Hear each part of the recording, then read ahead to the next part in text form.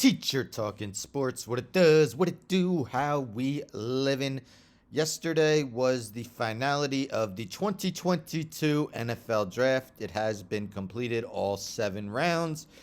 And as we all been waiting for, well, I don't know about all of us, but Mel Kiper Jr. has come out with his draft grades. So in this video, we're going to take a look at the teams he gave the best grades to, excuse me, and the teams he gave the worst grades to. Now, if he were a teacher, he would be a very lenient one. He does not give very low grades whatsoever. The lowest grades he gave out was a C plus, and the majority of the teams received either a B or a B minus. So 6 teams received above that, and 2 were below that. So we'll get into those teams, starting with the teams that were above that. So the Ravens and Jets were given an A. He loves Kyle Hamilton at 14. That was his 4th ranked prospect. Hamilton in some mock drafts earlier was top 5. Fell a little bit because of a low 40 time. But Tyler Linderbaum acquired in a trade that saw Marquise Brown traded to the Cardinals. They got the 23rd pick, dropped to 25. Linderbaum was the clear-cut top center in this draft. David Njoku may have to miss the whole year after tearing his Achilles, but a good redshirt prospect, and he loves the Travis Jones pick at defensive tackle in the 3rd round. Isaiah Likely, a very good tight end at 4th round as well. The Jets, Jets. You've seen them as a winner in a lot of people's post-draft reactions. They also received the A. Sauce Gardner and Garrett Wilson and Jermaine Johnson in the 1st round. Absolutely incredible haul. Also traded up to get most people's top running back in the draft, Breece Hall, Jeremy Rucker, tight end in the 3rd round. Excellent draft for the Jets. Falcons, B+. Drake London should be their clear-cut number 1 receiver from the get-go. That was definitely their biggest weakness. And Desmond Ridder in the 3rd round. Let's see if he could challenge Marcus Mariota at some point at starting quarterback. Lions, B+. Aiden Hutchinson. A lot of people projected him to go 1st overall. Instead, the Jaguars took Trayvon Walker. So Hutchinson was a great find. They traded up 20 spots to get some people's top receiver in the draft, Jameson Williams. Williams did tear his ACL, but he feels he should be ready to go in the training camp. So may not miss any time. Eagles B+. Of course, they traded for A.J. Brown, so they got a new number 1 superstar receiver. With the first round pick they did have, they took Jordan Davis, one of the stud defensive tackles. Georgia's absolutely incredible defense. Cameron Jurgens should be their center of the future when Jason Kelce retires.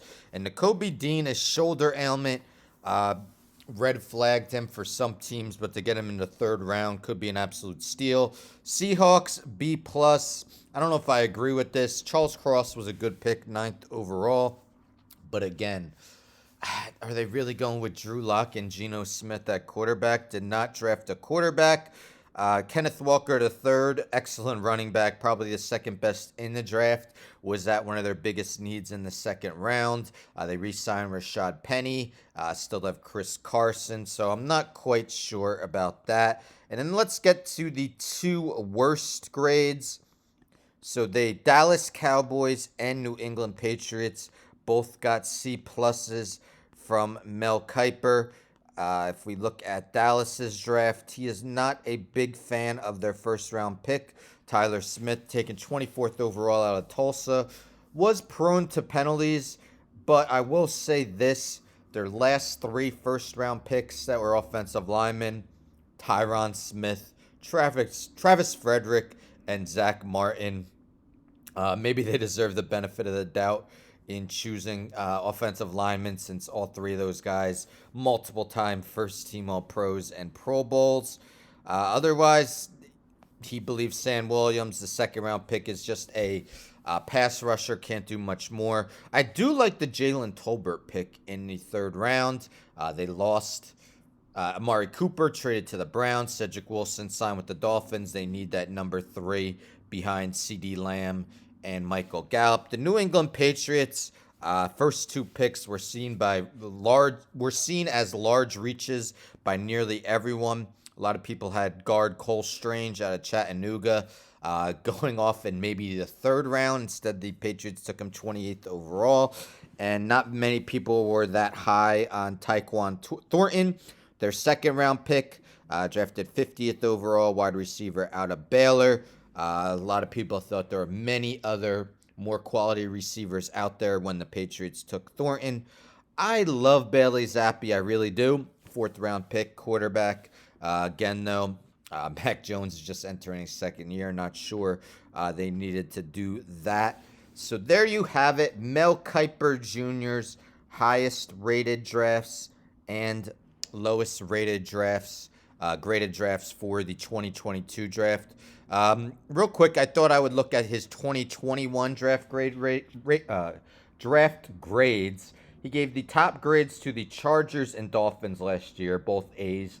Chargers definitely hit a home run, picking Rashawn Slater. Santi Samuel performed pretty well, did miss games, some games with injury, while Josh Palmer and Larry Roundtree were decent in their roles as wide receiver and running back. Miami Dolphins got an A as well. Jalen Waddle set a record for most receptions by a rookie wide receiver.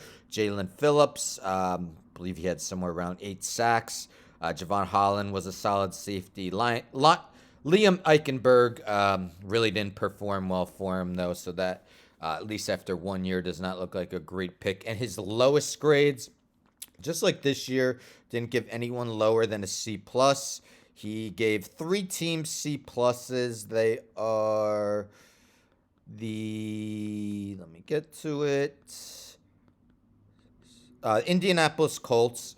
Kwity Paye had a pretty good rookie year, but otherwise wasn't a very inspiring rookie class. The New Orleans Saints, again, not a very inspiring class. Peyton Turner was their 1st round pick. And the Pittsburgh Steelers, C+. I think they did fairly well with their first 2 picks. Najee Harris, yes, you could question whether a running back should be taken in the 1st round, but he at least proved to be a bell cow this past season. And Pat Freiermuth, the tight end, definitely had a very solid rookie season. So what do you guys think? Do you agree with Mel Kiper's best drafts and worst drafts? Who do you think had the best draft or the worst draft? Let me know in the comments. Don't forget to subscribe. Tell a friend to tell a friend to tell a friend to subscribe. Like the video, share the video, hit the bell for notifications. I'm out.